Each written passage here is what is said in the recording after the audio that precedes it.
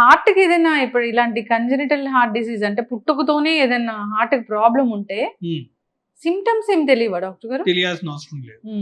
మన body amazing capacity ఉంటుంది. చాలా వరకు మనకి ఇబ్బంది అనేది తెలియకుండా దానికి అదే కాంపెన్సేట్ చేసుకుంటూ ఉంటుంది. ఒకవేళ ప్రాబ్లం మరీ ఎక్కువగా అయినప్పుడే సిమ్టమ్స్ అనేవి బయటకు వస్తా ఉంటాయి. సో చాలా మందికి congenital heart diseases like common గా చూసేవి హార్ట్ లో హోల్ అంట. ఆ హార్ట్ లో హోల్ అనేవి మోస్ట్ ఆఫ్ ద పీపుల్ కి సిమ్టమ్స్ ఏమి ఉండవు. వాళ్ళు నార్మల్ గ్రోత్ ఉంటుంది, ఆడుతూ ఉంటారు, పాడుతూ ఉంటారు, రెటిన్ లైఫ్ స్టైలే వెళ్తుంది. అండ్ ప్రెగ్నెంట్ అయ్యి తర్వాత చెకప్ వచ్చినప్పుడు బహుశా ఎగ్జామిన్ చేసినప్పుడు first time in their life ఈ ప్రాబ్లం అనేది ఐడెంటిఫై అయింది. బట్ ప్రాబ్లం అనేది పుట్టుకతోనే ఉంది. బట్ ఇప్పుడు వరకు అది ఎఫెక్ట్ అవ్వలేదు, ఎప్పుడు డాక్టర్ ని సంప్రదించాల్సిన అవసరం రాలేదు. సో ఫస్ట్ ఎన్కౌంటర్ మెడికల్ గా ప్రెగ్నెంట్ అయిన తర్వాతే డాక్టర్ ని కలవాల్సిన అవసరం వచ్చింది. అండ్ అప్పుడు కలిసినప్పుడే ఈ ప్రాబ్లం ఐడెంటిఫై అయింది. నా ఇప్పుడు ఏం చేయాలి అనేది question. So again most of the time ఈ కంజనిటల్ హార్ట్ డిసీజ్ ఏవైతే ఇబ్బంది పెట్టలేదో ప్రెగ్నెన్సీలో కూడా అవి మెజారిటీ ఆఫ్ ద టైమ్స్ ఇబ్బంది పెట్టవు. అది అలాగే ప్రెగ్నెన్సీ యథావిధిగా కంటిన్యూ అవుతుంది. అండ్ ఒకసారి ప్రెగ్నెన్సీ టెర్మినేట్ అయిపోయిన తర్వాత ఈ హార్ట్ ప్రాబ్లమ్ ని మేము కరెక్ట్ చేయడం కోసం చూస్తాం.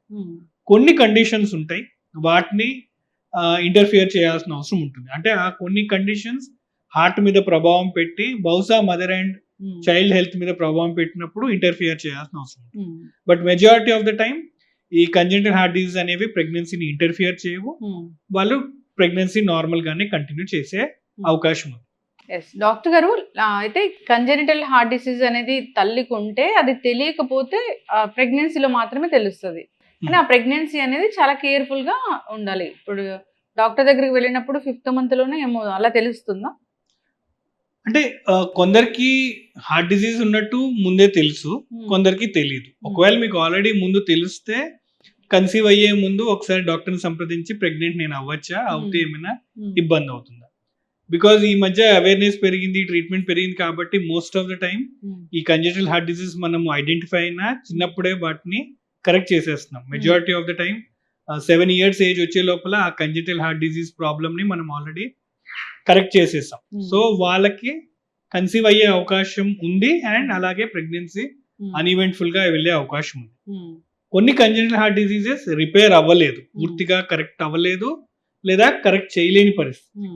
సో అలా అన్రిపేర్డ్ కంజనిటల్ హార్ట్ డిసీజెస్ ఉన్న వాళ్ళల్లో ప్రెగ్నెంట్ అయ్యే రిస్క్ అనేది కొంచెం ఉంది.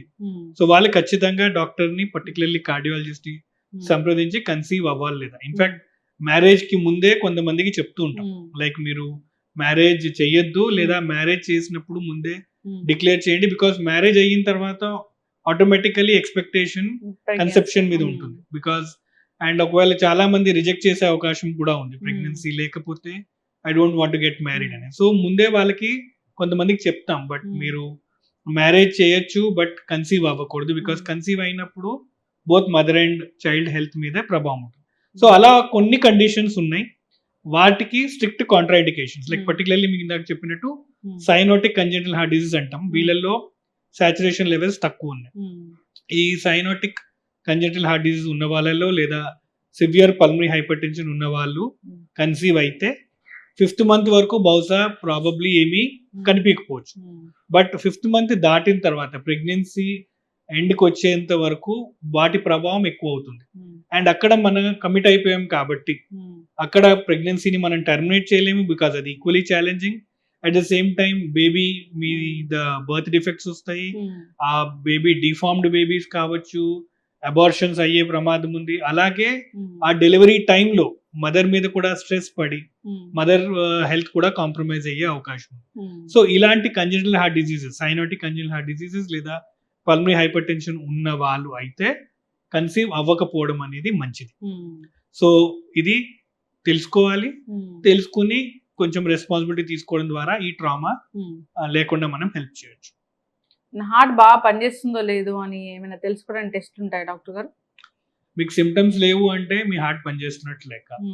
మన బాడీ అమేజింగ్ కెపాసిటీ ఉంటుంది, చిన్న చిన్న ఇష్యూస్ ఉన్నా అదే హ్యాండిల్ చేసుకుని అదే రిపేర్ చేసుకుంటుంది. దాని కెపాసిటీని మించి ఒకవేళ రిపేర్ అవ్వకపోతే సంకేతాలు అందిస్తుంటుంది, సిమ్టమ్స్ మనకి వస్తాయి. సో సిమ్టమ్స్ మనకి రావట్లేదు అంటే ప్రాబ్లం లేనట్టు లెక్క, ఆర్ బాడీ దానంతటి తనే హ్యాండిల్ చేస్తుంది. సిమ్టమ్స్ ఏమైనా వస్తే అగైన్ ఇంపార్టెంట్ సిమ్టమ్ కాకపోవచ్చు, కొన్ని during the process of recovery ఉండొచ్చు, కొన్ని రోజులు టైం ఇస్తే అవి కూడా సెట్ అయిపోతాయి. సిమ్టమ్స్ అనేవి తరచూ కంటిన్యూ అవుతున్నాయంటే బహుశా ప్రాబ్లం ఉంది. అప్పుడు డాక్టర్ని సంప్రదించడం, ప్రాబ్లం ఐడెంటిఫై చేయడం, దాన్ని ఫిక్స్ చేసుకోవడం అండ్ దెన్ ప్రాబ్లం రెక్టిఫై అయిపోవడం. హార్ట్ కొంచెం ఏదో తేడా వచ్చిందంటే సిమ్టమ్స్ అంటే ఏముంటాయి డాక్టర్ గారు?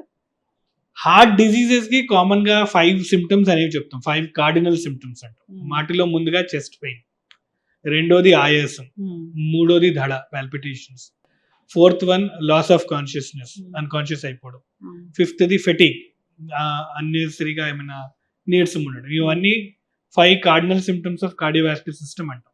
అంటే హార్ట్ డిసీజ్ ఏమున్నా కానీ ఈ 5 సింగిల్ గా లేదా యాజ్ ఎ కాంబినేషన్ వచ్చే అవకాశం ఉంటుంది. ఇవి ఎక్స్క్లూజివ్ కాదు, అంటే ఈ సిమ్టమ్స్ అనేవి హార్ట్ వాళ్ళకే వస్తుందని కాదు, వేరే ప్రాబ్లమ్స్ వల్ల కూడా వచ్చే అవకాశం ఉంటుంది. సో అది మనము హార్ట్ ప్రాబ్లం వల్ల వస్తుందా, ఇంకా వేరే ప్రాబ్లం వల్ల ఉందా అనేది ఐడెంటిఫై చేసి దానికి తగ్గట్టు మనం ట్రీట్మెంట్ చేయాల్సిన అవసరం. పాల్పిటేషన్స్ అంటే ఎప్పుడు టెన్షన్ ఫీల్ అయినా వస్తుంటాయి. కరెక్ట్. కాబట్టి పాల్పిటేషన్ అందుకే హార్ట్ డిసీజ్ కి ఎక్స్క్లూజివ్ గా కాదు. పాల్పిటేషన్ అంటే హార్ట్ అబ్నార్మల్ గా బీట్ అవుతుంది, అంటే ఫాస్ట్ గా బీట్ అవుతుంది. ఇప్పుడు మనం టెన్షన్ పడినప్పుడు, లేదా ఇప్పుడు నేను వాయిస్ రేజ్ చేస్తున్నప్పుడు, లేదా పరిగెట్టినప్పుడు హార్ట్ బీటింగ్ అనేది పెరుగుతుంది, నా గుండె దడ నాకు వినిపిస్తుంది. ఇది నార్మల్ పాల్పిటేషన్. నేను నార్మల్ గానే కూర్చున్నాను, ఏమీ ఎగ్జర్షన్ లేదు, అయినా నా గుండె దడ దడ దడ కొట్టుకుంటుంది అంటే అది అబ్నార్మల్ గా బీట్ అవుతుంది. సో ఇది అబ్నార్మల్ పాల్పిటేషన్ అవ్వచ్చు. సో రెండింటిని డిఫరెన్షియేట్ చేయడం ఇబ్బంది.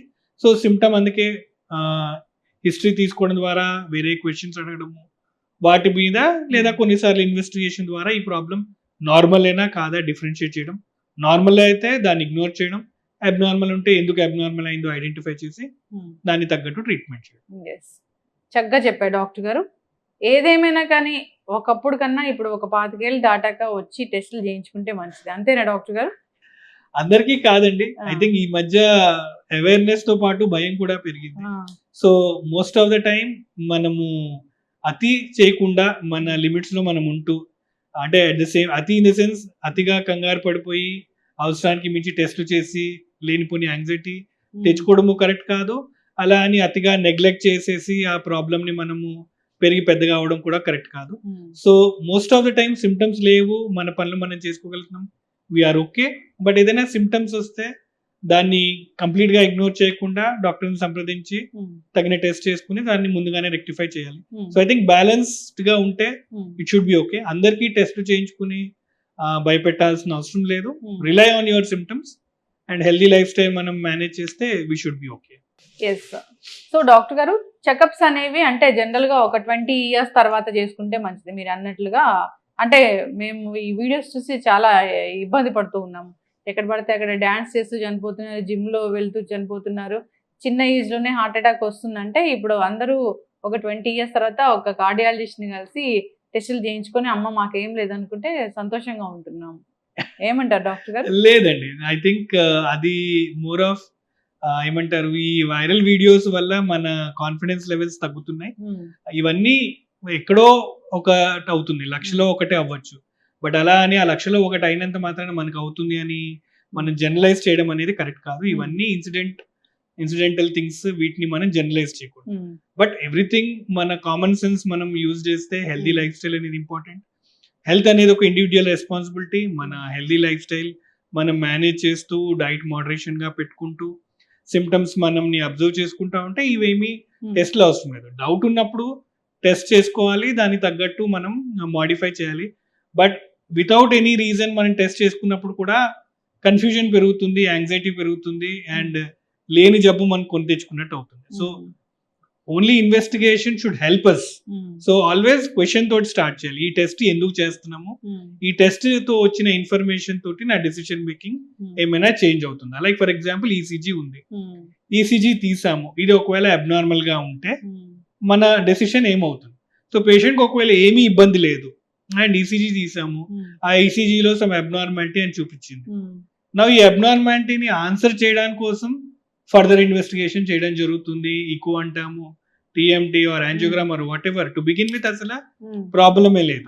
సో ఒకవేళ వ్యక్తికి సిమ్టమ్స్ ఏమైనా ఉన్నాయా, ఈ వ్యక్తికి హార్ట్ డిసీజెస్ ఉండే ప్రాబ్లం ఏమైనా ఉందా, అండ్ ఇది ఎక్కడ వరకు మనం దీన్ని కంటిన్యూ చేయాలి. సో ఒక 25-year-old పర్సన్ నా దగ్గరికి వచ్చి నాకు చెస్ట్ పెయిన్ వస్తుంది, ఒక చోట నొక్కుతుంది అని ఒకవేళ వాళ్ళు చెప్తే ప్రాబబ్లీ ఈసీజీ తీయడం అండ్ ఈసీజీ నార్మల్గా ఉంది లేదా మైనర్ వేరియేషన్ ఉంటే ఇదేమీ ప్రాబ్లం లేదు and we can stop there. Versus same ఒక 60-year-old పర్సన్ వచ్చారనుకోండి, దెన్ ఆ ఫర్దర్ ఇన్వెస్టిగేషన్ చేయడంలో అర్థం. సో క్లినికల్ ప్రాబబిలిటీ ఎంతవరకు ఉంది, ఆ ఇన్వెస్టిగేషన్ ఎంతవరకు ఐడెంటిఫై చేయగలుగుతుంది అండ్ ఫర్దర్ ఇన్వెస్టిగేషన్ చేయడానికి మీనింగ్ ఉందా లేదా. అలా మీనింగ్ లేకుండా మనం ఇన్వెస్టిగేషన్ చేయించుకుంటూ పోతే దానికి అంతం లేదు అండ్ అన్నెసరీ యాంగ్జైటీ అవుతుంది. వర్సెస్ మీనింగ్ ఉన్నప్పుడు ఆ వాల్యూ మనం తీసుకునే అవకాశం. చక్కగా చెప్పారు డాక్టర్ గారు. భయపడకుండా ఉంటే మంచిది. భయపడుకుంటాం. స్ట్రెస్ వల్ల కూడా ఎక్కువగా దడ అనేది వస్తూ ఉంటుంది. అవునండి.